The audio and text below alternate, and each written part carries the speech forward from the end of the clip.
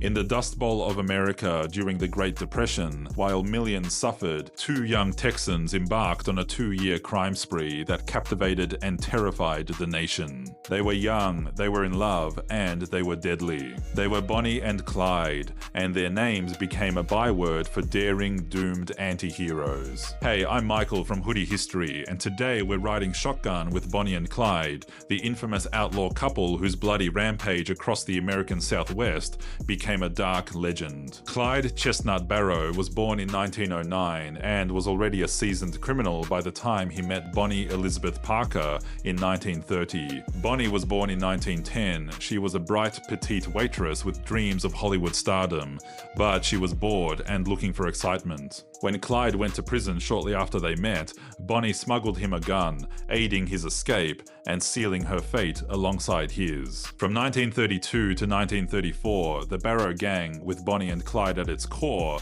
cut a swathe of terror primarily through Texas, Oklahoma, Louisiana, and Missouri. They weren't masterminds robbing big city banks. Their targets were mostly small-town grocery stores, gas stations, and rural banks, often for petty cash. What made them notorious was their ruthlessness and Clyde's skill with a Ford V8, easily outrunning local police. They were implicated in at least 13 murders, including multiple police officers. The public, battered by the Depression and distrustful of authority, had a complicated relationship with them.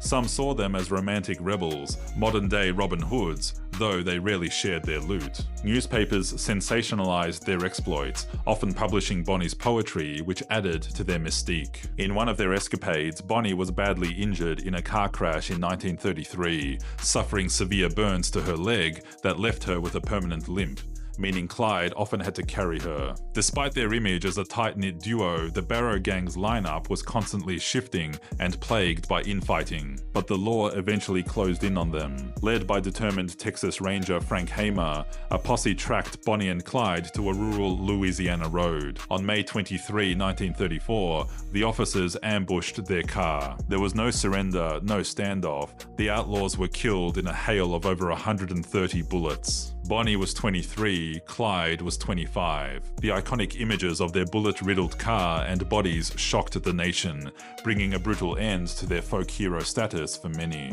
Bonnie and Clyde weren't romantic heroes, they were violent criminals who left a trail of grieving families. Yet their story, a desperate dash for freedom and notoriety in bleak times, continues to fascinate, a stark reminder of a turbulent chapter in American history. Thanks for watching. Follow me at Hoodie History for more fascinating stories from the past.